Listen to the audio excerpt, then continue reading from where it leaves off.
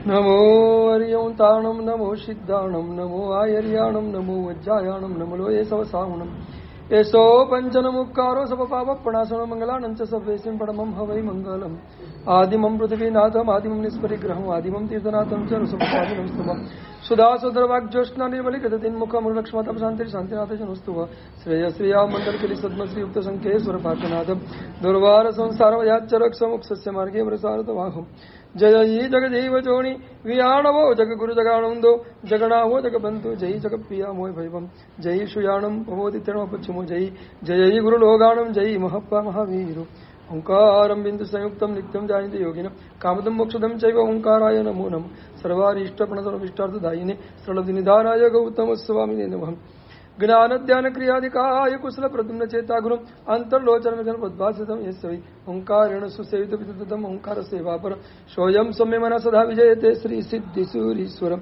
સોયમ સમ્ય મના સદા વિજયતે શ્રી ભદ્ર સૂરીશ્વરમ સોયમ સમ્ય મના સદા વિજયતે શ્રી ઓંકાર સૂરીશ્વરમ સોયમ સમૃદ્ધ સૂરીશ્વરમ સોયમ સમૃદ્ધ સૂરીશ્વરમ અજ્ઞાનતિમિરાંતરમ જ્ઞાનમ જનશલાકયા નેત્રમુન્મિલિતમ મેન તસ્મૈ શ્રી ગુરવે નિઠ્ઠો સુવિધિ જીનન સમાધિ ઋષે ભર્યો લાલ ભાષ્યો આત્મ સ્વરૂપ અનાદિનો વિસર્યો લાલ સકલ વિભાગ ઉપાધિ થકી મને ઓસર્યો લાલ સત્તા સાધન માર્ગ ભણી સંચર્યો લાલ અધ્યાત્મ કે અધ્યાત્મ સમ્રાટ પૂજ્યપાદ ઉપાધ્યાય દેવચંદ્રજી મહારાજ આત્માનુભૂતિના માર્ગ ઉપર સમ્યક દર્શન ગુણના ઉઘાડની પ્રોસેસમાં આપણને લઈ જઈ રહ્યા છે. સકલ વિભાવ ઉપાધિ થકી મને ઓસર્યો લાલ બધા વિભાવો ઉપરથી આપણું મન ઉઠી જાય ત્યારે જ અંતરમાંથી નિર્વેદ ભાવ શરૂ થાય અને આ નિર્વેદની વાત કરવી છે. ઈરાનનો બાદશાહ હારૂન અલ રશીદ નામનો જબરદસ્ત સંપત્તિ તો એને મળી હતી પણ સાથે સાથે સંપત્તિનો ગર્વ સંપત્તિનો અહમ પણ ખૂબ હતો.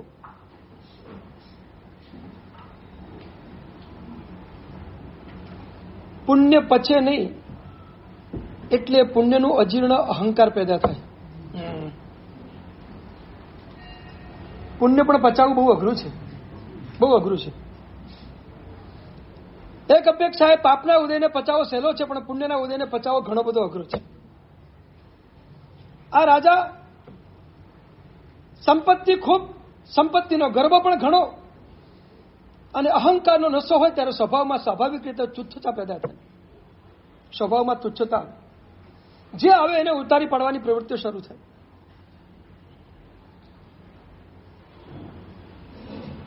એક સંત એ નગરમાં પધાર્યા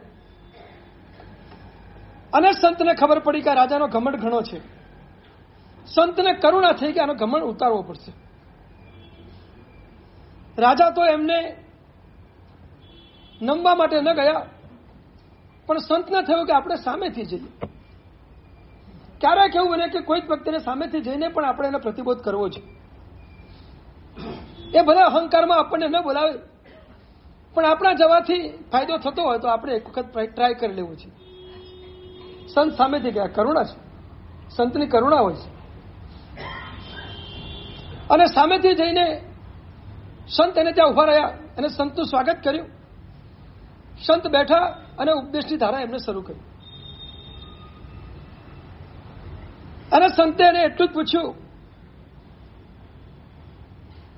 તમારી પાસે સંપત્તિ કેટલી છે? થોડો ઉપદેશ આપ્યા પછી પૂછ્યું, સંપત્તિ કેટલી છે? અને એને કીધું, સાહેબ કેટલી છે તો મને ખબર નથી, અઢળક છે, મેં કોઈ દિવસ ગણતરી ગણી નથી પણ છે ઘણી. સારું, કઈ વાંધો. તમારી પાસે જે સંપત્તિ વગેરે છે એનું મૂલ્ય કેટલું છે? સંપત્તિનું મૂલ્ય કેટલું? કે મૂલ્ય તો હું કેવી રીતે આંકી શકું, છતાંય મારું રાજ્ય ચાલે છે, આ મૂલ્ય ગણો છે, ગણોય.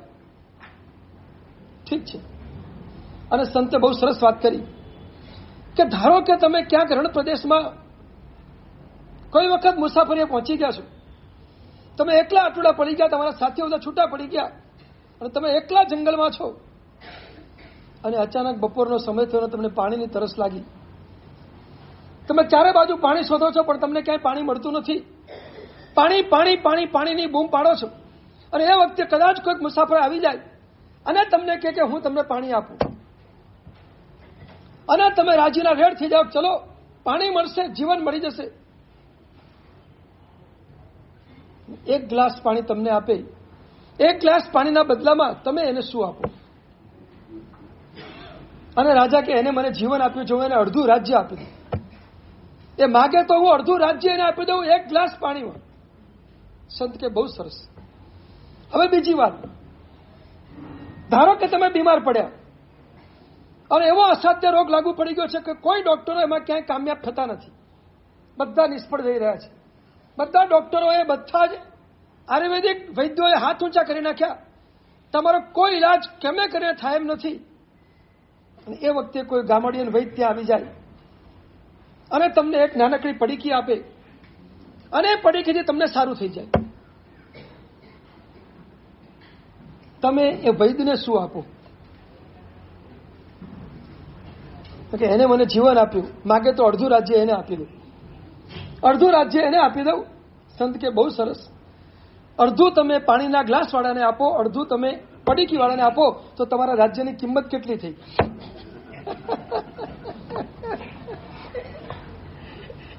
તમારા રાજ્યની કિંમત એક ગ્લાસ પાણી અને એક નાનકડી પડીકી, આટલી જ કિંમત છે. એમાં આટલો બધો ગર્વ શેનો કરો છો?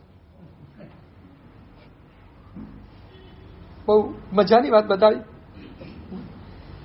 આપણી પાસે જે કઈ વિભાવ છે, એક વાત તમને કીધું, સંસારમાં તમારી પાસે જે છે ને બધો વિભાવ જ છે, એકે સ્વભાવ નથી, એકે સ્વભાવ નથી. સંસારમાં તમે જે કઈ પ્રાપ્ત કર્યું છે બધો વિભાવ છે. અને એટલે આજે પૂછું, એ વિભાવની કિંમત કેટલી? સંતે પૂછ્યું તમારી સંપત્તિની કિંમત કેટલી, એનું મૂલ્ય કેટલું? આજે હું તમને પૂછું તમારા વિભાવની કિંમત કેટલી?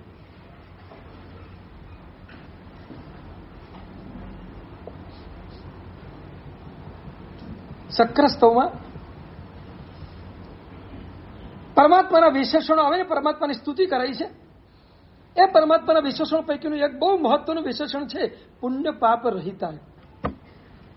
પરમાત્મા તમે પુણ્ય પાપથી રહિત છો, અને પરમાત્માનું જે સ્વરૂપ છે, આપણું સ્વરૂપ છે, આપણે પણ પુણ્ય પાપથી રહિત જ થવાનું છે. મોક્ષમાં જઈએ ત્યારે ન પુણ્ય ચાલે ને ન એકેય ન ચાલે. સંસારમાં હજી કદાચ તમે છો ત્યાં સુધી કદાચ તમારે પુણ્યની જરૂર પડે, પણ મોક્ષમાં જવા માટે કે મોક્ષની સાધના કરવા માટે, આત્મ સ્વરૂપની સાધના કરવા માટે પુણ્યના બંધની પણ લાંબી જરૂર નથી. પુણ્ય પાપ રહિતા. દેવચંદ્રજી મહારાજે જ્ઞાનસારની જ્ઞાન મંજરી ટીકા બનાવી છે. આ ટીકામાં એક જગ્યાએ લખ્યું છે, પુણ્યોદ્ભવ સુખ કોટી રપી, પુણ્યોદ્ભવ સુખ કોટી રપી. પુણ્યના ઉદયથી ઉત્પન્ન થયેલા કરોડો સુખો પણ સ્વગુણ આવરણત્વેન મહદ દુઃખમ. એ બધા જ સુખો આપણા આત્માના ગુણોનું આવરણ કરતા હોવાના કારણે એ મહાન દુઃખ સ્વરૂપ છે. અદભુત પંક્તિ લખી છે. પુણ્યના ઉદયથી ઉત્પન્ન થયેલા કરોડો સુખો આપણા ગુણનું આવરણ કરે છે, આપણા આત્માના ગુણને દબાવે છે, અને આત્માના ગુણ ઉપર આવરણ કરતા હોવાના કારણે એ બધા આપણા આત્મિક દૃષ્ટિએ મહાન દુઃખનું કારણ છે.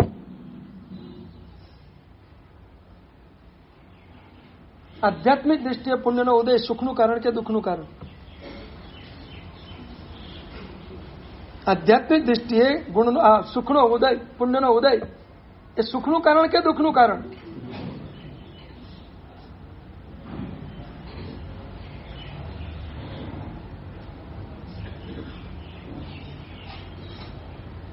જે પુણ્યનો ઉદય આપણા ગુણનું આવરણ કરે એ પુણ્યના ઉદયની ઈચ્છા ક્યારે પણ કરવી નહીં. સંસારી પુણ્ય અને આધ્યાત્મિક પુણ્યમાં ડિફરન્સ? હા, ચોક્કસ. જે પુણ્યના ઉદયથી તમને સામગ્રી મળે એ સંસારનું પુણ્ય છે, અને જે પુણ્યના ઉદયથી તમને સદગુરુ અને ધર્મની બધી સામગ્રી મળે એ ધાર્મિક પુણ્ય છે. જેનાથી તમને સારામાં સારા આરાધના કરવા માટેના સંયોગો પ્રાપ્ત થાય, એ પુણ્યની ઈચ્છા રખાય. પણ જે પુણ્ય તમને સંસારમાં ઢસડીને ખેંચીને લઈ જાય એવા પુણ્યની ઈચ્છા રાખવી. પુણ્યના ઉદયથી બે પ્રકારની સામગ્રી મળે. સુખની પણ સામગ્રી મળે અને ધર્મની પણ સામગ્રી મળે. બંને મળે. ઉદયનું કામ જ છે તમને સામગ્રી આપવાનું.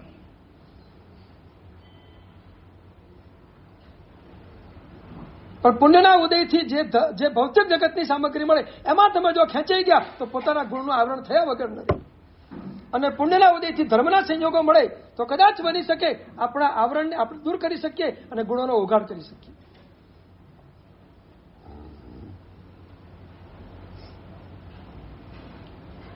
પુણ્યનો ઉદય આપણને એક સયોપસમ ભાવમાં લઈ જાય તો એ પુણ્ય આવકાર્ય છે. અને એ પુણ્યનો ઉદય માત્ર ઉદયના ભોગવટામાં લઈ જાય તો એ પુણ્ય ક્યારેય પણ આવકાર્ય નથી. આધ્યાત્મિક ભાષાની વાત છે. મને ખબર છે ખુલાસો કરવો પડશે. ઉદય જો સયોપસમ તરફ આપણને લઈ જાય એટલે પુણ્યના ઉદયથી મળેલી ધર્મની સામગ્રી દ્વારા આરાધના સાધના કરી અને આપણા મૌનીય કર્મને આપણે તોડતા હોઈએ તો એ પુણ્ય આપણને આપણા પોતાના તરફ લઈ જાય છે. પણ જે પુણ્યનો ઉદય સંસારની સામગ્રી આપીને એના સુખમાં આપણે ગળાબૂટ ડુબાડી દે તો એ પુણ્યનો ઉદય આપણને દુર્ગતિ તરફ લઈ જાય અને આપણા પોતાના આત્મગુણોને ઢાંકી દેવાનું કામ કરે. માટે એ ક્યારેય પણ ઈચ્છનીય નથી. અત્યારે વર્તમાન તમારો પુણ્યનો ઉદય કઈ બાજુ ચાલી રહ્યો છે?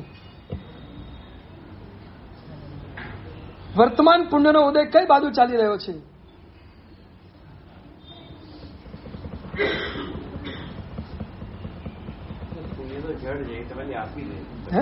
શું કીધું? પુણ્ય જળ છે તો તમને આપી દે, પછી જીવ વિચારો કે મારે શું કરવું શું નથી.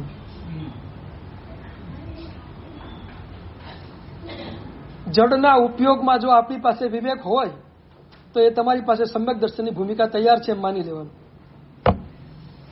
જળના ઉપયોગમાં જો આપણી પાસે વિવેક હોય તો સમજવાનું કે સમ્યક દર્શનની ભૂમિકા અંદરથી તૈયાર થઈ ગઈ છે. જળના ઉપયોગમાં વિવેક આપણી પાસે નથી એની તો આ બધી મુશ્કેલી છે.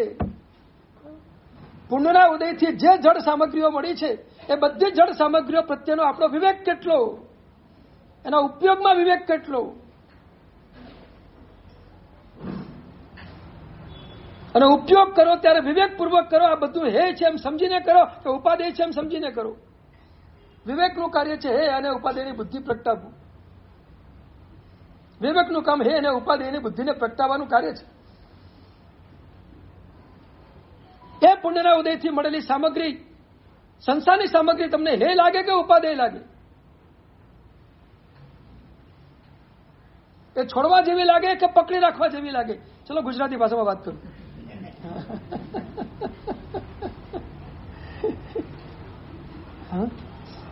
બોલો, પુણ્યના ઉદયથી મળેલી સામગ્રી પકડી રાખવા જેવી લાગે કે છોડવા જેવી લાગે છે?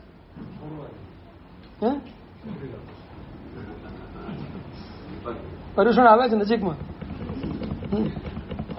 પર્યુષણ જેમ આરાધનાનું પર્વ છે એમ પર્યુષણ છોડવાનું પણ પર્વ છે. કારણ કે પર્યુષણમાં એટલા બધા કાર્યક્રમ આવે કે જેમાં છોડવાનું બહુ આવે. અને મેક્સિમમ તમે લોકો પણ તૈયાર જ હોવ કે આમાં પર્યુષણ આવે છે એટલે આપણે કંઈક તો છોડવાનું જ છે. એમાં સંપત્તિના ક્ષેત્રમાં વધારે છોડવાનું છે. બોલો, પુણ્યના ઉદયથી મળેલી સામગ્રી ખરેખર તમને લાગે છે કે આ છોડવા જેવી જ છે, ક્યાંય પકડવા જેવી નથી?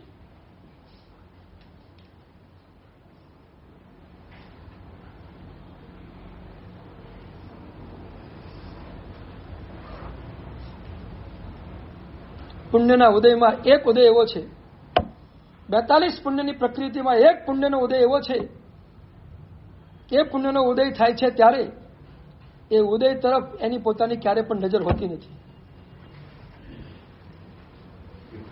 હા, તીર્થંકર નામ કર્મ.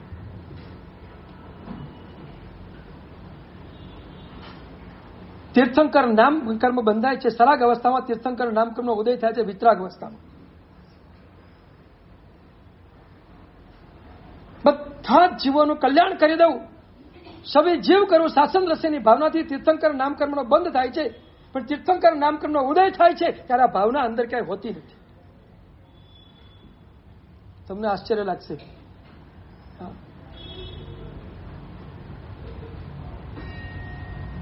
જે ભાવનાથી જન્મ થયો છે એ નામકર્મનો ઉદય થાય ત્યારે ભાવના જ ન હોય, ભાવના જ ન હોય. સવી જીવ ગુરુ શાસન રસીની ભાવના જ્યાં સુધી અંદર હોય ત્યાં સુધી કેવલ જ્ઞાન થાય નહીં. આ પ્રભુના શાસનની તત્વજ્ઞાનની વિશેષતા સમજો તો ખ્યાલ આવે કે પ્રભુએ કેટલી જબરદસ્ત વાતો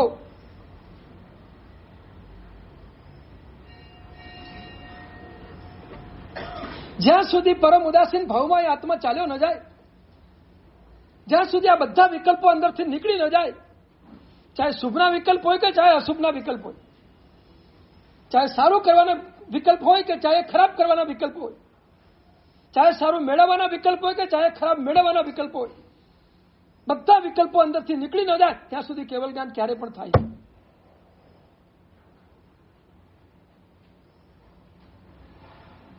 તીર્થંકર નામકર્મનું પુણ્ય એવું છે કે બાંધ્યું છે ત્યારે એક ભાવનાથી બાંધ્યું છે. પ્રકૃષ્ટ મૈત્રી ભાવ અને કરુણા ભાવનામાં જઈને એ તીર્થંકર નામકર્મનો બંધ કર્યો છે. પણ તીર્થંકર નામકર્મ જયારે ઉદય થાય ત્યારે એકે ભાવ ન હોય.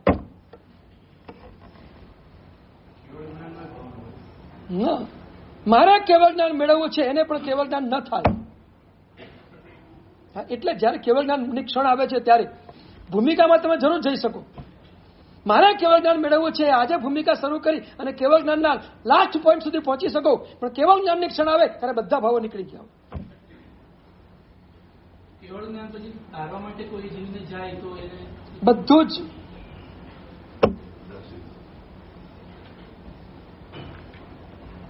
ક્ષેત્ર સ્પર્શના પોતાની તે પ્રકારની પર્યાયની સ્પર્શના અને એનાથી જ કામ થતું હોય, બાકી કશું જ ન થતું હોય. મનુષ્ય સ્વામી એક રાતમાં 1600 યોજનનો વિહાર કરીને પહોંચતા હોય ઘોડા માટે, તો એ તથા ભવ્યત્વ છે, એ એની ભવિતવ્યતા છે. અને પરમાત્માની એક ક્ષેત્ર સ્પર્શના છે. એમાં ઈચ્છા ક્યાંય કામ કરતી નથી. નાનકડી પણ ઈચ્છા હોય તો ક્યારે પણ કેવળ જ્ઞાન થાય. તમે તો શું છે દ્રવ્યાનો યોગ ભણ્યા નથી એટલે મારે તો કેટલી ઊંચી વાતો કરવી તમારી પાસે, એ મને મુશ્કેલી થાય થોડી જરા. અમારે ત્યાં શાસ્ત્રોમાં 7મા ગુણસ્થાનકનું વર્ણન કર્યું છે. 13મા ગુણસ્થાનકની વાત તો હમણાં જવા દઈએ આપણે. 7મા ગુણસ્થાનકનું વર્ણન કર્યું છે. ત્યાં પણ લખ્યું છે કે 7મા ગુણસ્થાનકમાં જયારે છેક ઉપરના ગ્રેડ ઉપર પહોંચે, છેક ઉપરની સ્થિતિએ 7મા ગુણસ્થાનકમાં ઉપરમાં પહોંચે ત્યારે એ આત્માની અંદરની માનસિક સ્થિતિ કેવી હોય.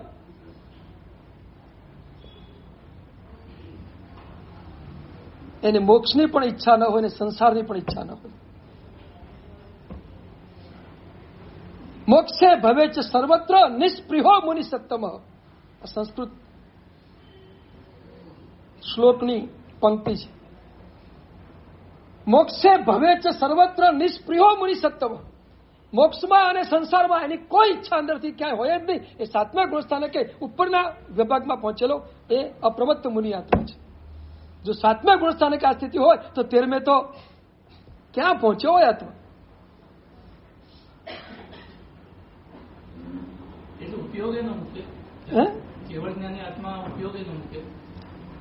આપણને કોઈ પણ વસ્તુનું જ્ઞાન ઉપયોગ મૂકવાથી થાય. કેવળ જ્ઞાની આત્માને ઉપયોગ મૂકવાની જરૂર નથી. સહજ રીતે એમના જ્ઞાનમાં બધું પ્રતિબિંબિત થાય, બધું જણાય. મોટું દર્પણ છે કેવળ જ્ઞાન, મોટું દર્પણ. આખા 14 રાજલોકના બધા જીવોના, બધા દ્રવ્યોના, 3 કાળના બધા પર્યાયનું એક સાથે પ્રતિબિંબ એ દર્પણમાં પડે અને કેવળ જ્ઞાનને જણાઈ જાય. જણાઈ જાય, જાણે નહીં. જાણવું અને જણાઈ જવું બે વચ્ચે બહુ મોટું અંતર છે. જાણવામાં આપણે કરતા છીએ, જણાઈ જવામાં આપણે એના કરતા નથી.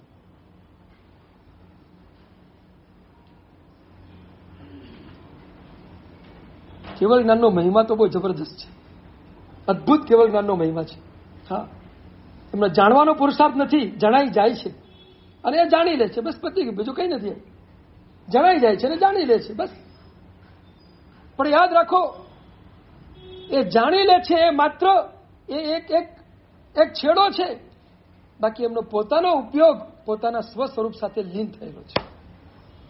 એટલે અનુભવ તો માત્ર સ્વનો જ છે, પરનો અનુભવ ક્યાંય નથી.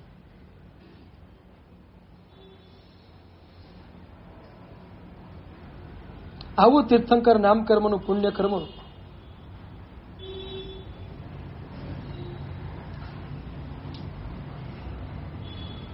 એ એટલા માટે વ્યવહારથી ઉપાદેય છે કે ક્યાંય પણ આપણા ગુણનું આવરણ કરતા નથી. બાકી સામાન્ય સંજોગોમાં તમારી પાસે કે મારી પાસે રહેલો જે પુણ્યનો ઉદય છે એ પુણ્યનો ઉદય આપણા ગુણને ઢાંકવાનું કામ કરે છે. અને જે પુણ્ય આપણા ગુણને ઢાંકવાનું કામ કરે એ પુણ્યને બહુ ઈચ્છવા જેવું તો નથી. ધર્મની સામગ્રી આપીને ધર્મના માર્ગે લઈ જાય એટલા પૂરતું એને આપણે પકડીએ એનો આપણને વાંધો નથી, પણ સંસારની સામગ્રી આપણે સંસારમાં રખડાવી દે એવા પુણ્યને બહુ મેળવવાની જરૂર નથી.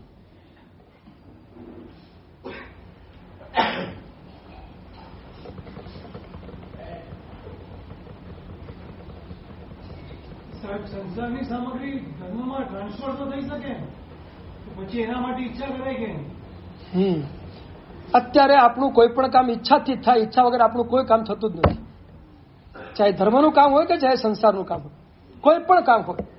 આપણે અત્યારે વર્તમાન કાળમાં એ સ્થિતિમાં એ આપણી યોગ્યતામાં આપણે બેઠા છીએ કે આપણે કોઈ પણ કામ કરવું હોય તો ઈચ્છા કરવી જ પડે. મારે પણ વ્યાખ્યાન કરવું હોય તો વ્યાખ્યાન કરવાની ઈચ્છા હોય તો જ હું નીચે ઉતરું, નહીં તો હું નીચે પણ ના ઉતરું.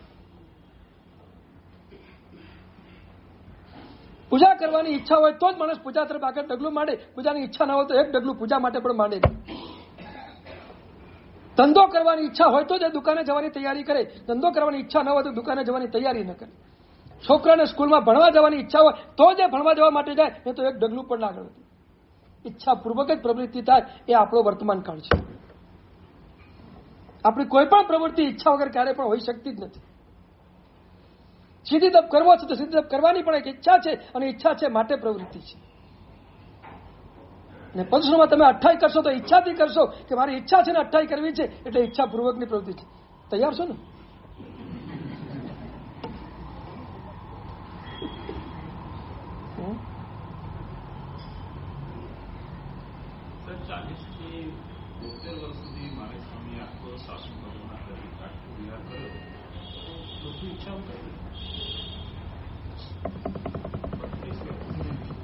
કેવળ જ્ઞાન પ્રાપ્ત થયા પછી કોઈ પણ કેવળ જ્ઞાની આત્મા હોય, ચાહે તીર્થંકરનો આત્મા હોય કે સામાન્ય કેવડીનો આત્મા હોય, એનું ઈચ્છા ચક્ર ખલાસ થઈ જાય. અને ઈચ્છા ચક્ર ખલાસ થઈ જાય તો જ કેવળ જ્ઞાન થાય, ને તો કેવળ જ્ઞાન થાય નહીં. કારણ કે ઈચ્છા એ મોહનું સ્વરૂપ છે. ઈચ્છા મોહનીય કર્મનો ઉદય છે.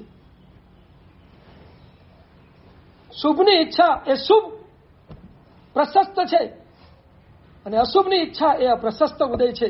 પ્રશસ્ત ઉદય અને અપ્રશસ્ત ઉદય, તમને કોઈ પણ ઈચ્છા થાય છે, ધર્મ કરવાની ઈચ્છા થાય તો એ પ્રશસ્ત ઉદય છે, અને અધર્મ કરવાની ઈચ્છા થાય તો અપ્રશસ્ત ઉદય છે. પણ મોહનીયનો અંશ એમાં પડેલો છે. ઈચ્છાનું પ્રકટીકરણ લોભ કસાયના ઉદયથી થાય છે. ડિટેલ જાણવો તો એક એક પોઈન્ટ નીચે ઉતરીને બતાવી દઉં. ક્યાંથી ઈચ્છાનો ઉદ્ભવ થાય છે? અંદર લોભ પડ્યો છે માટે ઈચ્છા જાગે છે. લોભ ન હોય તો ઈચ્છા ક્યારે પણ જાગે. આ લોભ કસાય પડ્યો જ છે, અંદર જબરદસ્ત પડેલો છે. અને એ લોભ કસાય આપણને સતત ઈચ્છાઓમાં રમતા રાખે છે, ઈચ્છાઓમાં દોડતા રાખે છે. અને એક પછી એક ઈચ્છા કરી અને લોભ કસાયને આધીન થઈને આપણે પ્રવૃત્તિમાં દોડ્યા કરીએ છીએ. આ છે ચોક્કસ, એ પ્રશસ્ત છે, પણ લોભ તો છે જ, 100% લોભ છે.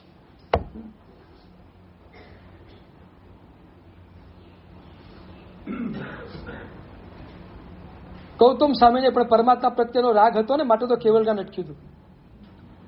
તમે દ્રષ્ટાંત જાણો છો. હા, ગૌતમ સ્વામીને કેવળ જ્ઞાન કેમ અટક્યું હતું? ભગવાન પ્રત્યેનો રાગ હતો, પ્રીતિ હતી. હા, પ્રશસ્ત રાગ, પણ પ્રશસ્ત રાગ પણ કેવળ જ્ઞાનને અટકાવે છે. પ્રશસ્ત રાગ પણ કેવળ જ્ઞાનને અટકાવે છે. શુભની ઈચ્છા પણ કેવળ જ્ઞાનને અટકાવવાનું કામ કરી શકે છે. પણ અત્યારે આપણે અશુભમાં બેઠા છીએ, એટલે શુભની ઈચ્છા આપણા માટે જરૂરી છે. એટલે હમણાં તમે બહુ ઊંચા ક્લાસમાં જતા નહીં, નીચે રહેજો. હા, તમને જણાવવા માટે બરાબર છે, બાકી તમારે રહેજો હમણાં નીચે. હા, નહીં તો તમે છે ને બધાથી લટકી જશો પાછા. હા, શુદ્ધમાં જઈ નહીં શકો અને શુભને છોડી દેશો ને તો તમે ધર્મ સાવ ચૂકી જશો. એવું ન કરતા. મારે તો લાલ બત્તી પહેલા બતાવી જ પડે તમને પાછી. હા, તમે ક્યાંક ઉલટો જ કરી નાખો તો વ્યાખ્યાનો અર્થ ઉલટો થઈ જાય બધું આખું. હા, એટલે તમે હમણાં શુભને છોડતા નહીં, કારણ કે તમારી પાસે શુદ્ધમાં કૂદકો મારવાની કોઈ એવી યોગ્યતા નથી, એ પાત્રતા હજુ પ્રગટી નથી. તો તમારે તો શુભમાં રહીને અશુભને તોડવાનો પ્રયત્ન કરવાનો છે. શું? ચોક્કસ એની પાત્રતા ખીલી અને જતો તો ભલે જતો, આપણને વાંધો નથી. હા, પણ શુભમાંથી એ ચૂકી જાય અને શુદ્ધમાંથી એ ચૂકી જાય એવું ન બને એટલે ખાસ ધ્યાન રાખવાનું છે. જે જવાનો પ્રયત્ન કરતો હોય પોતાની અંદરની કેપેસિટી, અંદરની યોગ્યતાને બરાબર ચકાસી લે કે હું શુદ્ધમાં જઈ શકું છું, નહીં તો હમણાં શુભમાં રહેવા દઉં.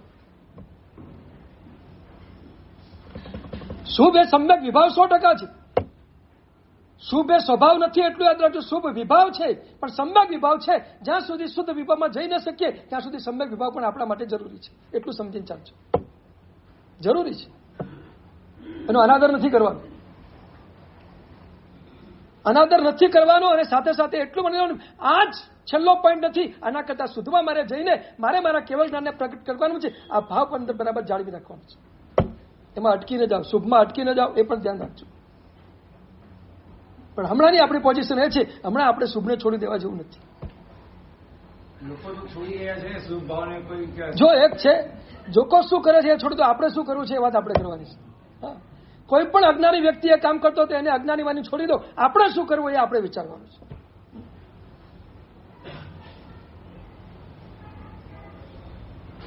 તમને કેટલા ઊંડા લઈ જવું સાધના જગતમાં.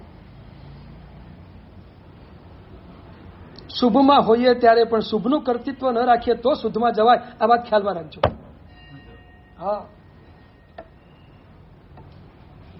શુભમાં હોઈએ ત્યારે શુભનું કર્તૃત્વ જો અંદર કર્યું તો તમે શુભમાં નહીં અને અશુભમાં ચાલ્યા જશો, અશુદ્ધમાં ચાલ્યા જશો.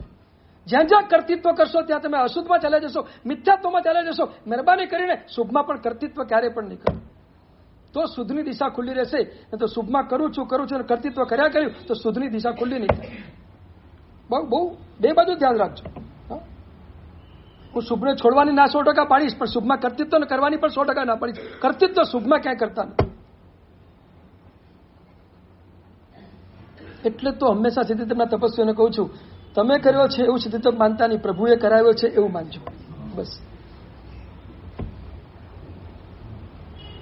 આપણે જે કંઈ સાધના કરીએ છીએ બધું આપણને પ્રભુ કરાવે છે. આપણું ક્યાંય કર્તૃત્વ નથી એમ સમજીને ચાલશો તો શુદ્ધની દિશા અંદરથી ખુલ્લી થશે. અને ક્યાંય જો કર્તૃત્વ રાખ્યું તો શુદ્ધની દિશા ખુલ્લી નહીં થાય. શેમાં?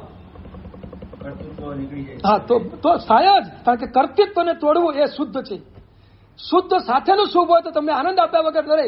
શુદ્ધ સાથેનું શુભ હોય તો એ લોકોત્તર શુભ બની જાય. અને શુદ્ધ વિનાનું શુભ હોય તો એ સંસારમાં ઢસી જવાનું શુભ બની જાય.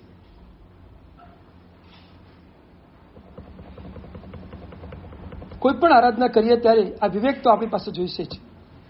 અને આ વિવેક વિના કોઈ પણ પ્રકારની આરાધના કરવા જઈશું આપણે ક્યાં ચૂકીએ છીએ એનો ખ્યાલ પણ આપણને નહીં આવે અને આપણે ડૂબી જઈશું.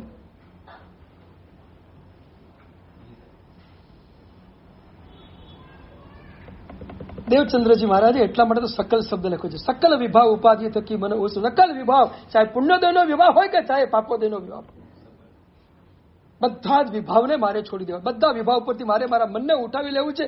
આ સકલ શબ્દની બહુ મહત્તમ વ્યાખ્યા છે. સકલ શબ્દનો અહીંયા મહત્વ બહુ છે. ન તો વિભાવને છોડવાની વાત લખી હતી. વિભાવ ઉપાધિ થકી મને ઓછો. સકલ શબ્દ લખવાની જરૂર ક્યાં હતી એમાં? પણ આ કેવળ જ્ઞાનના કિનારા પર બેઠેલા એક મહાપુરુષ છે દેવચંદ્રજી મહારાજ.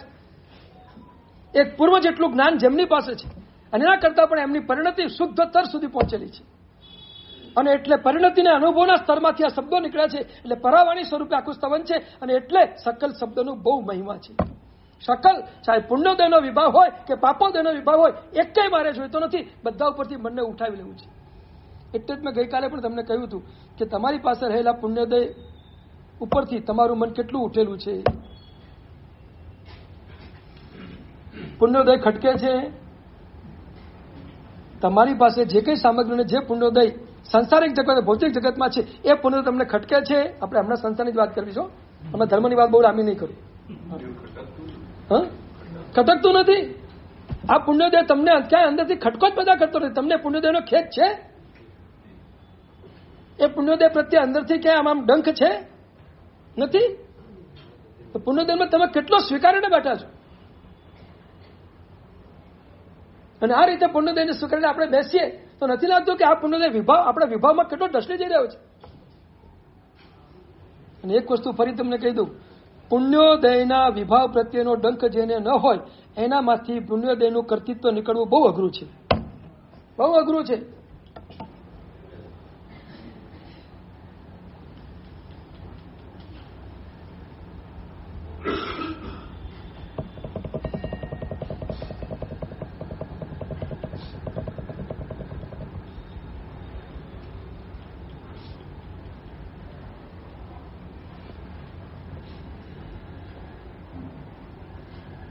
સંતની સાધના જોઈને દેવ પ્રસન્ન થયા અને પ્રસન્ન થયા એટલે દેવે કીધું કે સંત માગો, તમે વરદાન જે માગવું હોય તે માગ્યું.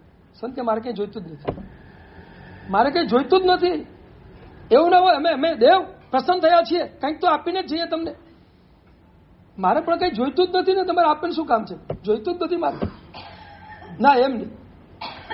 તમારે ન જોઈતું તો અમે તમને એક લબ્ધિ આપીને જઈએ છીએ કે તમે જ્યાં જશો અને તમારો જે પડછાયો પડશે એ પડછામાં આવીને જે ઉભો રહેશે એના બધા રોગો ખતમ થઈ જશે. આવી એક લબ્ધિ તમને આપીને જઈએ છીએ. તમારા પડછાયામાં જે આવીને ઉભો રહે એના બધા રોગો ખલાસ થઈ જાય. આ લબ્ધિ તમને આપી.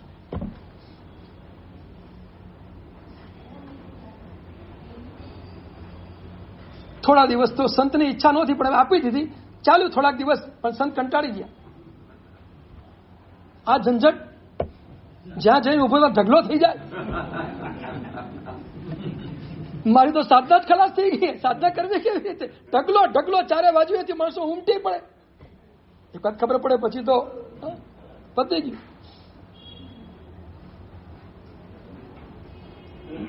ફરી પાછો દેવાયો, કેમ ચાલે છે? અલ્યા ભાઈ સાહેબ મહેરબાની કર, તું આ લઈ જા અહીંથી. હવે મને તું આમાંથી મુક્ત કર. આ લપ મારે જોઈતી નથી. આ લબ્ધિ મારે તું લઈ જા. અને તો મારી સાધના ખલાસ કરી નાખી. તું લઈ જાય, પાછું લઈ લે. દેવ પાછું લઈ લીધું. પણ સંતને ખટક્યું. આ પુણ્યનો ઉદય ને આ લબ્ધિ પણ સંતને ખટકી. મારે નથી જોઈતી, મારી સાધના તૂટી જાય એનાથી. હું શું કરું? બોલો. આ પુણ્યના ઉદયથી મળેલી સામગ્રીઓ અને આ વૈભવો એના પ્રત્યે ક્યાંય ખટકો? ખટકે તો અટકે, અને અટકે તો ન ભટકે. પણ ખટકો જ ન થાય તો અટકે પણ નહીં, ભટકવાનું ચાલુ રહે. સીધી વાત છે. ક્યાંય ખટકો જ નથી આપણને ક્યાંય. બીજા લોકોના પુણ્યનો ખટકો નથી, ઈર્ષ્યા છે ત્યાં તો. હમણાં એ વાત નથી કરી. આપણે એક વિષય ઉપર ચાલુ છે. અમારે જંબુ વિજયજી મારા સાહેબ હતા. હું વારંવાર જંબુ વિજય મારા સાહેબની ઘણી બધી વાતો તમને કરું છું. જંબુ વિજયજી મારા સાહેબ આંતરરાષ્ટ્રીય વિદ્વાન. એમનું એક પુસ્તક બહાર પડે અને જયારે વિદેશોમાં જાય ત્યારે વિદેશના વિદ્વાનો એનું પુસ્તક માથા ઉપર મૂકીને નાચે. એટલું સંશોધિત અને સંપાદિત થયેલું એ પુસ્તક હોય. વિદેશના વિદ્વાનો એને ઝંકતા હોય કે જંબુ વિજયનું પુસ્તક ક્યારે તૈયાર થઈને બહાર આવે. ઘણી બધી વિશેષતાઓથી ભરેલું એ પુસ્તક હોય. આટલા આંતરરાષ્ટ્રીય વિદ્વાન, અને એમની પાસે અવારનવાર ફોરેનથી વિદ્વાનો આવે જૈન ફિલોસોફીનો અભ્યાસ કરવા માટે. એ દાર્શનિક પણ હતા, એ ભક્ત યોગી પણ હતા, એ સાધક પુરુષ પણ હતા, એ ચિંતક પણ હતા, એ લેખક પણ હતા, અને સંશોધક પણ હતા. બધું હતું એમને. એકમાં ઘણું બધું સમાઈ ગયેલું હતું. મેં તમને એકવાર કહ્યું હતું કે મને ખબર નથી. 19 વર્ષની ઉંમરે એમને સંમતિ તર્ક નામનો ગ્રંથ હાથમાં પકડેલો. તમને ખબર નથી સંમતિ તર્ક ગ્રંથ એટલે શું? એ તમને ખબર નથી. જાણો છો સંમતિ તર્ક ગ્રંથ એટલે શું?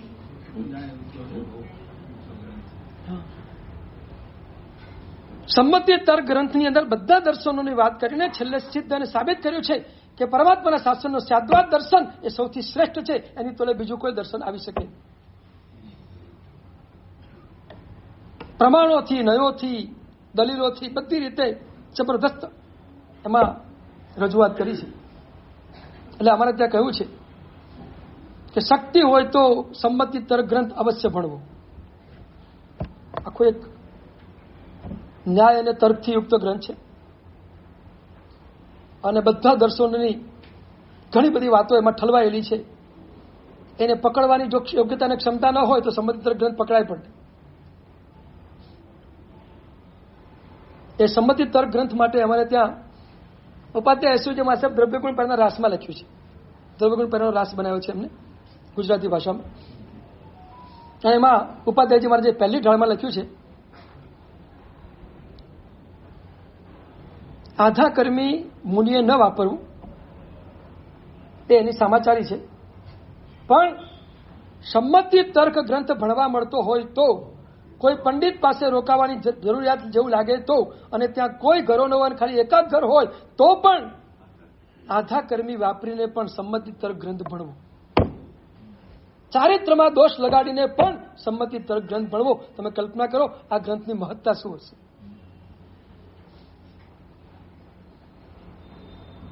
જંબુ વિજય મહારાજ સાહેબે 19 વર્ષની ઉંમરે આ ગ્રંથ હાથમાં લીધો. 19 વર્ષની ઉંમર, માત્ર 19 વર્ષની ઉંમર.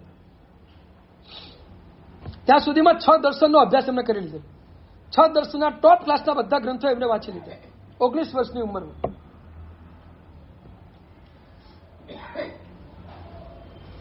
અને એમને છેલ્લે સંમતિ તર્ક ગ્રંથ હાથમાં લીધો. અને એ વાંચતા વાંચતા વાંચતા વાંચતા એ સંમતિ તર્ક ગ્રંથ જેમને છપાવ્યો હતો સંપાદન કરીને એ પંડિત સુખલાલ, એ જમાનાના ટોચ ક્લાસના પંડિત, ટોચ ક્લાસના પંડિત.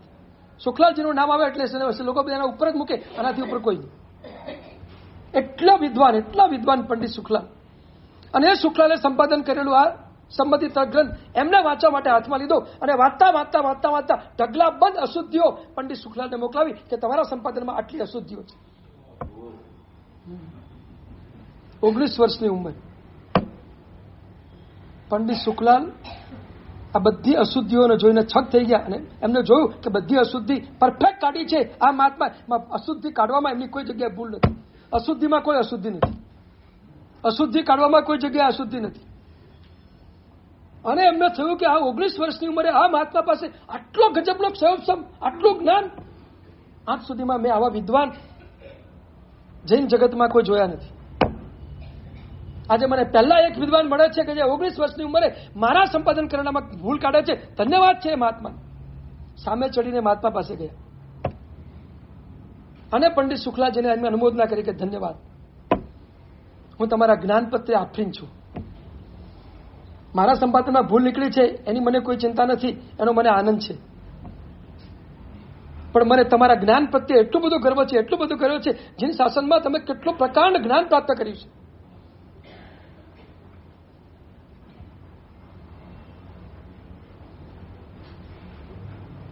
અને પછી વિનંતી કરી કે મહાત્મા આટલું અદ્ભુત નોલેજ તમારી પાસે છે, તમે સંશોધનના ક્ષેત્રમાં ઝુકાવી દો, ગ્રંથોના સંપાદન કરો, સંશોધન કરો. અને જંબુ વિજય મહારાજ પછી પુણ્ય વિજય મહારાજ સાહેબની સાથે જોડાયા. કેટલો ટાઈમ એમની સાથે રહીને આ બધો અભ્યાસ કર્યો. અને અભ્યાસ કર્યા પછી સ્વતંત્ર રીતે તૈયાર થયા. અને પુણ્ય વિજય મહારાજ સાહેબના ગયા પછી જે આગમ ગ્રંથોની સંશોધનને સંપાદનની જે આખી સિરીઝ ચાલી આવતી હતી, કસ્તુરભાઈ લાલભાઈ જંબુ વિજય મહારાજ પાસે જઈને કીધું કે પુણ્ય વિજય મહારાજ સાહેબની ગેરહાજરી છે, હવે આ સંપાદનનું કાર્ય અટકી જાય એ બરાબર લાગતું નથી. હવે આ સંપાદનનો તમામ કાર્યોનો ભાર અમે બધા શ્રેષ્ઠીઓ તમને સોંપીએ છીએ. અખિલ ભારતીય આ સંઘ એ તમને સોંપે છે, તમે હવે આ કામ શરૂ કરો. અને કસ્તુરભાઈના કહેવાથી એમને આગમ ગ્રંથોનું સંપાદન શરૂ કર્યું. આટલા વિદ્વાન આ જંબુ વિજય મહારાજ. પણ આપણી જે વાત ચાલે છે પુણ્યના ઉદયની, એની સાથે આનો શું સંબંધ છે હવે બતાવું છું. એ જંબુ વિજય મહારાજ સાહેબ ચોમાસાનું ક્ષેત્ર એવું પસંદ કરે કે વરસાદ વધારે પડે તો એ ક્ષેત્રમાં કોઈ પણ બસ પણ જઈ શકે નહીં સમજામાં. એવા ગામડામાં, એવા અંદરના ઇન્ટિરિયર ગામડામાં ચાતુર્માસો કરે કે એક તો કાચા રસ્તા હોય, ધૂળિયા રસ્તા હોય, અને વરસાદ સખત પડે એટલે બધા રસ્તા થઈ જાય બંધ, પાણી જ ભરાઈ જાય, એટલે બસ જ ત્યાં જઈ ન શકે, એટલે બીજો કોઈ વ્યક્તિ એમને ડિસ્ટર્બ કરવા જઈ જ ન શકે.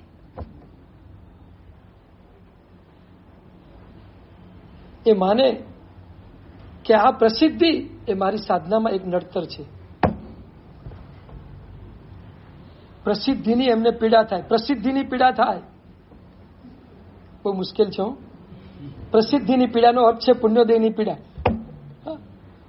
પ્રસિદ્ધિ પુણ્યદેવ વગર થતી જ નથી ક્યારે પણ. પુણ્યનો ઉદય તો જ પ્રસિદ્ધિ થાય, અને એ પ્રસિદ્ધિમાં જયારે પીડા લાગે સમજો એ પુણ્યનો ઉદય એમને ખટકે છે. સમજ્યા? બોલો, આપણને પ્રસિદ્ધિ ખટકે, પુણ્યનો ઉદય ખટકે, કે એન કેન પ્રકારની પ્રસિદ્ધિ જોઈએ? ઘટમ ભીત્વા કૃત્વા રાસવરોહણમ. હા, ઘડો ફોડીને કે ગધેડા ઉપર બેસીને પણ પ્રસિદ્ધિ તો મેળવી છે. આ સંસ્કૃતનું વાક્ય છે. જમણેથી પ્રસિદ્ધિ ન મળતો ડાબેથી પ્રસિદ્ધિ મેળવી, પણ મેળવી તો છે. આ ભાવ આપણી બધાની ભીતરમાં પડેલો છે. સતત પ્રસિદ્ધિની આપણને ઝંખના છે. ભૌતિક જગતમાં ખેંચીને લઈ જતો એવો પુણ્યોદય આપણને ખટકતો નથી. આ પુણ્યોદય આપણને ખટકી જાય તો આપણું કામ થઈ જાય.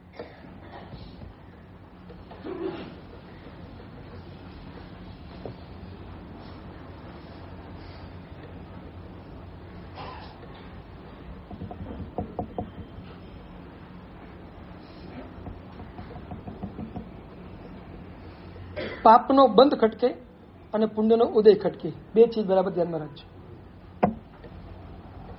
પાપના બંધનો વિભાવ આપણને અંદરથી ખટકે અને પુણ્યના ઉદયનો વિભાવ આપણને અંદરથી ખટકે. એ સ્થિતિમાં આપણે જવું છે. ત્યારે પુણ્ય પાપ રહિતાય સક્રસ્તવની આ પંક્તિમાં આપણે ગોઠવાઈ શકીશું.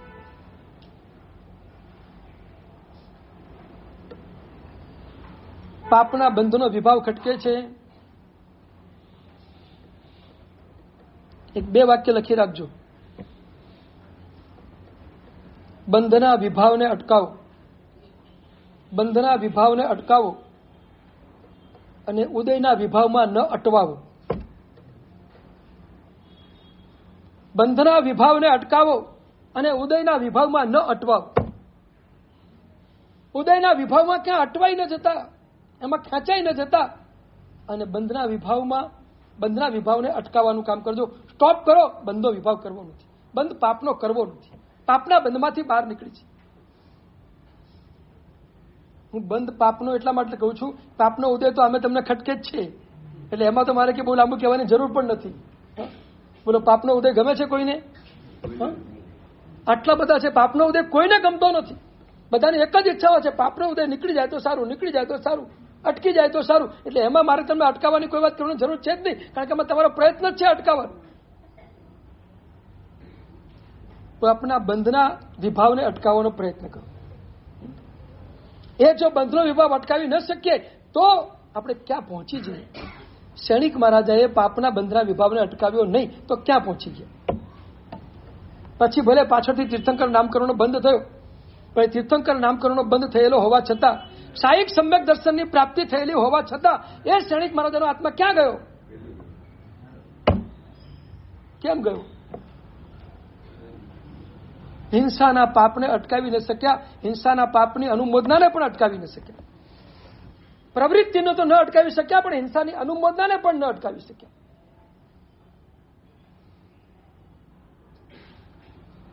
હા, પાપના બંધનો વિભાવ.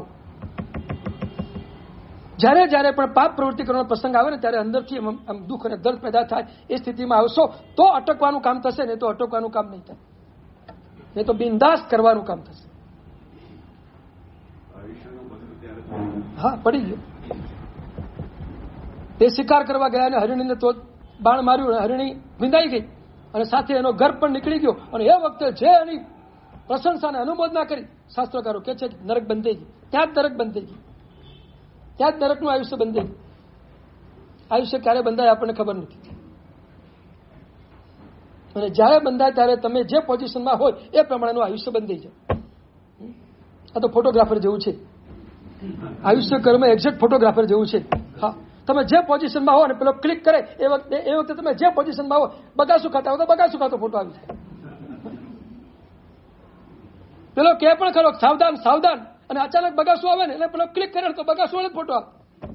એ જ છે. એ ક્લિક કરે ત્યારે તમે જે પોઝિશનમાં હોય એ પોઝિશનમાં ફોટો આવે. એમાં આયુષ્ય કર્મ બંધાવવાનું, અને તમે એ વખતે જેવા ભાવમાં હોય એવું આયુષ્ય કર્મ બંધી. પછી આગળ પાછળ ગમે તેટલો ધર્મ કર્યો હોય એની સાથે બહુ લેવા દેવા, કશું માઇનસ ન થાય. આયુષ્ય બંધાઈ ગયા પછી તમારી કરેલી ગમે તેટલી આરાધના આયુષ્ય કર્મમાં કશું માઇનસ ન કરી શકે. કે કશું પ્લસ પણ ન કરી શકે, કાંઈ ન કરી શકે. બહુ બહુ સાવધાન થઈને ચાલવા જેવું છે. હા,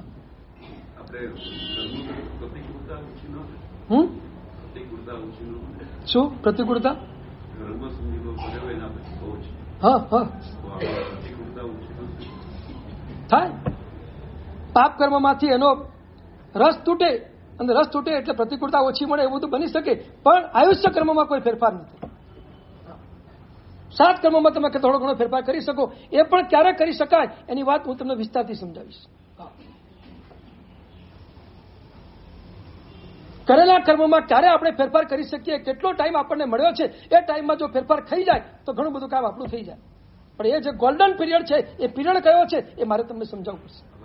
અબાધાકાળ. પણ અબાધાકાળને સમજાવવું પડશે. બધું કરીશ. આપણે જયારે પુનઃનુબંધી પુણ્યની વાતો કરશું ને 4 પ્રકારની, ત્યારે અબાધાકાળને ભેગો લઈ લઈશું. એમાં સાથે આવી જ જશે, ઓટોમેટિક આવી જશે, બધું આવી જશે. ત્યારે બધા પદાર્થોને આપણે ખુલ્લા કરશું. પણ હવે પર્યુષણ પછી એવું લાગે છે થોડી તમને પણ જરા લાલચ આપો ને, તમે આવો એટલા માટે. તો ઘણી વખત એવું થાય, 5મના પારણા મૂક્યા અપાસણા. મારે તમને ખેંચીને રાખવા છે એટલે થોડું લાલચ આપું છું. જો આટલી મજાની વાતો, હા, મારે હજી તમને છે ને કાવસક ધ્યાન વિશે જબરજસ્ત સમજાવવું છે. હા, અને ઊંડાણમાં લઈ જવા છે. ઓછામાં ઓછા 8 થી 10 પ્રવચનો માત્ર કાવસક માટે કરવા છે. હા, અને તમને કાવસક શું છે, પ્રભુના શાસનની કાવસકની સાધના શું છે, એ સાધનાનું ઊંડાણ શું છે એ પણ તમને સમજાવવું છે. પણ બધું હવે સારા અને સાચા શ્રવણ જિજ્ઞાસુ કેટલા છે એ પછી જ ખબર પડશે, પર્યુષણ પછી. એટલે મોસ્ટ વિષયો બધા પર્યુષણ પછી રાખ્યા છે. આ તો તમને રમાડું છું હમણાં.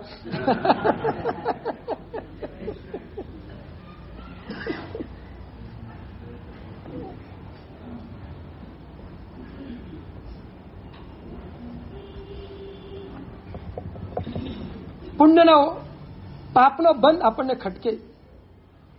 જ્યાં જ્યાં પાપ કરવાની પ્રવૃત્તિ આવે ત્યાં તરત જ આપણા મનમાં ડંક પેદા થાય. કરવું પડે. સંસારમાં બેઠા છો, તમે ન જ કરો એવું કહી શકતો નથી. કરવું જ પડે કદાચ તમારી, પણ એ કરતી વખતની તમારી અંદરની વૃત્તિ શું હોય એને બરાબર ચકાસતા. હું આમાંથી ક્યારે છૂટું એ ભાવ સાથે કરવું પડે તો કરવાનું. પણ ભાવ હું ક્યારે છૂટું આમાંથી, મારે ન છૂટકે કરવું પડે છે એ ભાવ સાથે કરશો તો નિર્દોષ પરિણામ નહીં થાય અને તમારો બંધ ઓછો થશે અને અલ્પ થશે. રાચી વાંચીને કહ્યું તો 100% તમે બંધાઈ જશો.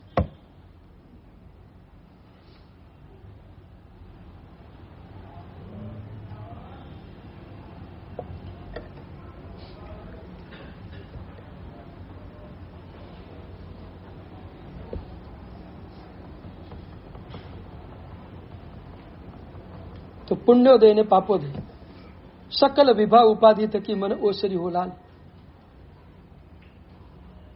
પુણ્યોદય ઉપરથી પણ મન ઉઠી જાય. મેં તમને ગઈકાલે કહ્યું હતું કે શાલિભદ્રએ જયારે પોતાની એક એક પત્નીને છોડવાની તૈયારી શરૂ કરી ત્યારે એનું મન કોના ઉપરથી ઉઠી ગયું? માત્ર પત્ની ઉપરથી ઉઠ્યું કે આખા પુણ્યોદયના વિભાગ ઉપરથી ઉઠી ગયું?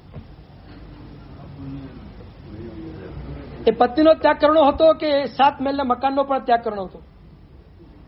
બધી અનુકૂળતાઓને છોડીને પ્રતિકૂળતાનો સ્વીકાર કરવા માટે જવાનો હતો કે અનુકૂળતા રાખીને પછી દીક્ષા લેવાનો હતો? શું કરવાનું હતું?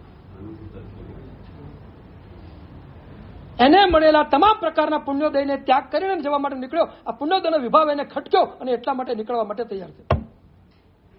જુઓ તમે,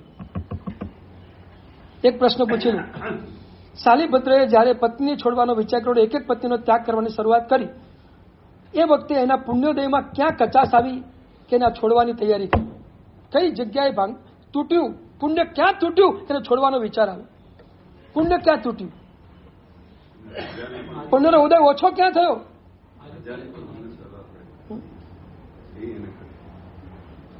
એ સામાન્ય ચીજ હતી, બહુ મોટી વાત નથી એમાં કઈ. રાજા અમે વડીલ હતા તો વડીલની અપેક્ષા કદાચ થોડીને સલામ ભરે તો શું ફરક પડે? સાંસારિક દ્રષ્ટિએ વડીલ તો છે જ ને રાજા. એમાં કઈ બહુ મોટી વાત નહોતી. તમે ડિટેલમાં ઉતરો કે શાલિભદ્રને આ છોડવાની ઈચ્છા કેમ થઈ. બસ મારો પ્રશ્ન આજે આટલો જ છે.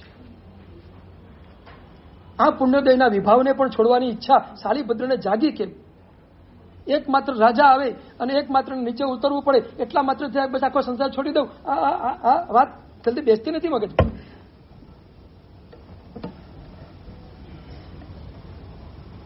આ બધું કાયમી રહેવાનું. એક નિમિત્ત કદાચ ભલે રાજા બન્યો હોય કે એની માતાજીના કહેવાના શબ્દો બન્યા હોય, ગમે તે હોય, પણ વાસ્તવિક આંતર જગતમાં શું ઘટના ઘટી કે જેના કારણે એને આ છોડવાની ઈચ્છા જાગી? શું થયું? કોના પ્રત્યે? એટલે એ વખતે જ થયો.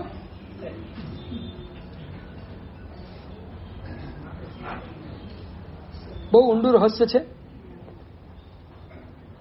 શાલિભદ્રને આ ભાવ કેવી રીતે જાગ્યો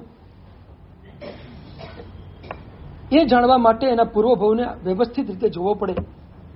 અને એના પૂર્વભાવમાં એને કરેલી જે કંઈ પાછળના જીવનની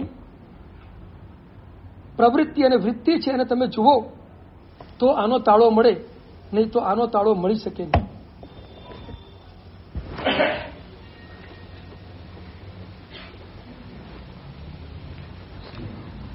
આજે તો 10 વાગી ગયા છે.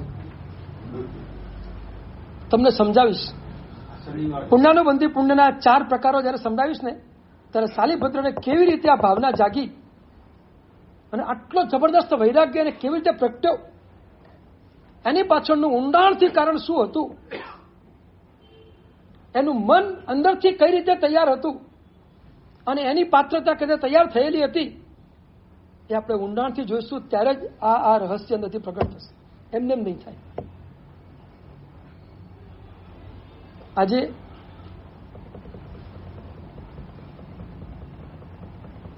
શાસન સમ્રાટ પૂજ્યપાદ નેમેશ્વરેશ્વરજી મહારાજ સાહેબના સમુદાયના આચાર્ય ભગવંત પૂજ્યપાદ અશોકચંદ્ર સુરેશ્વરજી મહારાજ સાહેબની તિથિ છે ને આજે.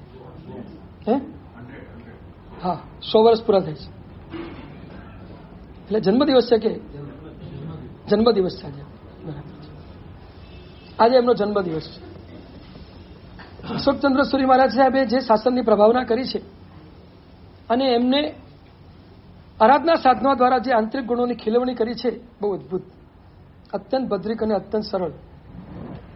એમના મુખાકૃતિને જોઈએ તો લાગે ક્ષમતા અને સરળતા એમના મોઢા ઉપર સતત પ્રગટ થતી દેખાય. આજે પાંચમ, છઠનો ક્ષય સમજવાનો, પાંચમને ઉદય સમજવાનો.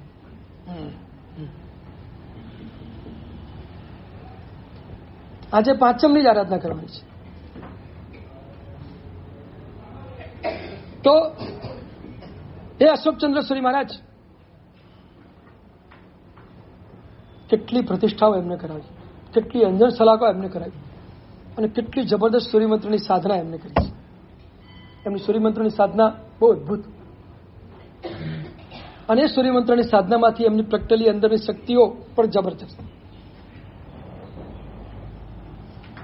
એમની કરેલી લગભગ પ્રતિષ્ઠાઓમાં જબરદસ્ત સફળતાઓ એમને પ્રાપ્ત થતી હતી. એ બધો પ્રભાવ એમને કરેલી સૂર્યમંત્રની સાધનાનો હતો. અને તમને ખબર નથી, બાકી સૂર્યમંત્રની સાધનામાંથી જે શક્તિઓ પ્રગટે છે ને એ ગજબની શક્તિઓ પ્રગટે છે, ગજબની. આ વિષય માત્ર અનુભવનો છે અને હું આ વિષયનો અનુભવ કરી જ રહ્યો છું. સૂર્યમંત્રની સાધનાથી જ્ઞાનાવરણીય વગેરે કર્મોનો જે સૌપ્સમ અંદરથી પ્રગટે છે એટલે ભલભલા રહસ્યો અંદરથી પ્રગટ થાય છે. એ સાધનાનો પ્રભાવ જ છે. કારણ કે સૂર્યમંત્રની 5 પીઠ એ 5 જ્ઞાનની આરાધના છે. મતિ શ્રુત અવધિ મને પર એમને કેવળ જ્ઞાન. એ 5 પીઠમાં 5 જ્ઞાનની આરાધના છે. અને જેમ જેમ એ આરાધના થાય તેમ તેમ અંદરનો ક્ષયોપસમ વધુ ને વધુ પ્રગટ થતો જાય. અને જેમ ક્ષયોપસમ પ્રગટે તમે અગમ નિગમના રહસ્યો સુધી પહોંચી શકો.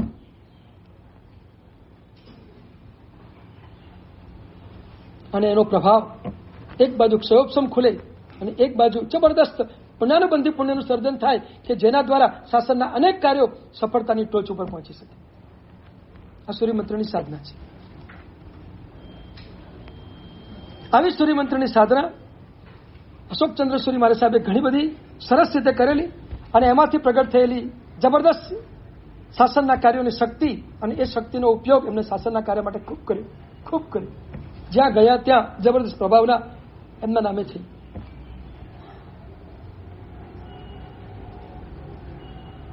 પાર્લા ઈસ્ટમાં ચિંતામણી પાર્ષદ પરમાત્માનું દેરાસર અને દેરાસરની પ્રતિષ્ઠાનો સમય થયેલો એ વખતે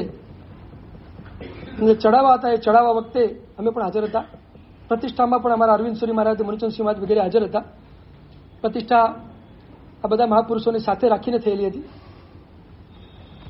એટલે એ વખતે થોડું નજીકમાં આવવાનું થયું. એ વખતે એ ચડાવવા વખતે એમને મેં જે રીતે જોયા કે શાસનના કાર્ય માટે એ કેટલા બધા અંદરથી તત્પર હતા. ચડાવવા પૂરા ન થયા ત્યાં સુધી એ પોતાના આસન ઉપરથી ઊભા ન થયા. સવારના 9, 9:30, 10 વાગે શરૂ થયેલા ચડાવવા સાંજના 4 વાગ્યા સુધી પૂજા, પણ તે 4 વાગ્યા સુધી પોતે ઊભા ન થયા, બેસી રહ્યા.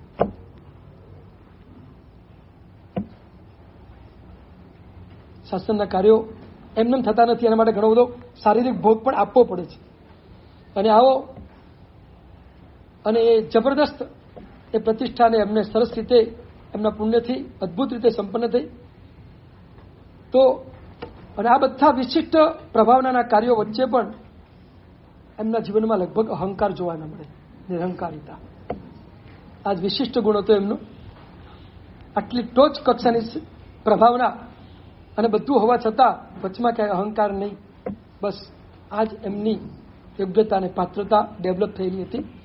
આવા અશોકચંદ્ર સુરી મહારાજ સાહેબનો આજે આ જન્મદિવસ છે. કેટલામો છે ભાઈ? 100મો જન્મદિવસ. બહુ જબરદસ્ત. આજે 100મો જન્મદિવસ છે. એ હાજર હોત તો 100મો જન્મદિવસ આજે ઉજવવાની આપણને મજા આવત. પણ જ્યાં છે ત્યાંથી આપણે એમને પ્રાર્થના કરીએ કે આપના જન્મદિવસે, અમે દરેક માણસો પોતાના જન્મદિવસે તો ખુશી વધારે હોય જ, એટલે આપ પણ જ્યાં છો ત્યાંથી બસ આ સંઘ ઉપર અને બધા ઉપર એવા આશીર્વાદની એવી વર્ષાવો કે આપની આ જે આપણો જે ગુણ વૈભવ છે એ ગુણ વૈભવનો સ્પર્શ અમને પણ ક્યાંક થઈ જાય, અને આપણી જે શાસન પ્રભાવકતા છે એનો એકાદ અંશ અમને પણ ક્યાંક મળી જાય, અને શાસન પ્રભાવનામાં નિમિત્ત બનવાનું એક સદભાગ્ય અમને પ્રાપ્ત થઈ જાય. આવી એક શ્રદ્ધાંજલિ, આવી એક પ્રાર્થના આપણે એમને કરી અને આજના વ્યાખ્યાનને પૂર્ણ વિરામ આપીએ. જો આવતીકાલે પત્રિકા તૈયાર કદાચ થઈ જાય તો પત્રિકા લેખનનો કાર્યક્રમ છે. પણ એક વાત કહું, પત્રિકા લેખન સિદ્ધિ તપના તપસ્વીઓની પત્રિકાનું આલેખન છે. એટલે તપસ્વીઓ જ માત્ર આવે કે લાભાર્થી પરિવાર જ આવે અને આપણે બધા એની ઉપેક્ષા કરીએ તો એક વસ્તુ જરૂર થશે કે તપની અનુમોદનાની ઉપેક્ષા થશે. એટલે તપની અનુમોદનાની ઉપેક્ષા આવતીકાલે તમે નહીં કરતા. અત્યારે જેટલી સંખ્યામાં છો એથી વિશેષ સંખ્યામાં આવતીકાલે પત્રિકા લેખનનો કાર્યક્રમ હોય તો તમને વોટ્સઅપના માધ્યમથી તમને જાણ કરવામાં આવશે. અને કદાચ સંજોગો વસાત પત્રિકા કદાચ તૈયાર ન થાય અને થોડુંક ડિલે થાય તો આવતીકાલનું બરાબર પ્રવચન કેટલા વાગે રાખવું છે? 9 વાગે જ રાખીશું કે 9:30? 9 થી 10:30. આવતીકાલનું પ્રવચન 9 થી 10:30. બહુ મજાના વિષયો. આ વિષયને એક બાજુ રાખીને બીજો જ વિષય જે તમારા જીવનમાં જે ઉપયોગી છે એવા કેટલાક વિષયો આવતીકાલના પ્રવચનની અંદર આપણે લઈશું. તમને સ્પર્શે એવા વિષયોનું આવતીકાલે વિશેષથી ઊંડાણથી આપણે એમાં જઈશું. તો આવતીકાલનો વિષય પ્રસન્નતા કેવી રીતે પ્રાપ્ત કરી શકાય, પ્રસન્નતાનો પાસવર્ડ. પ્રસન્નતાનો પાસવર્ડ એ વિષય ઉપર આવતીકાલે 1.5 કલાક આપણે પ્રવચનનો રાખીશું. જો પત્રિકા લેખન નહીં હોય તો, એટલે તમારે તો આવવાનું ફરજિયાત છે જ, અને બીજાને લેતા આવજો. પણ કાલે મજાથી એમાં ઊંડા ઉતરશે. આજે બપોરે 3 થી 4 આજે બપોરે 3 થી 4 આપણો જે વિષય ચાલી રહ્યો છે, વિકલ્પથી નિર્વિકલ્પની યાત્રા, કેવી રીતે નિર્વિકલ્પક તરફ જવું એની મજાની વાત આજે બપોરે બરાબર 3 વાગે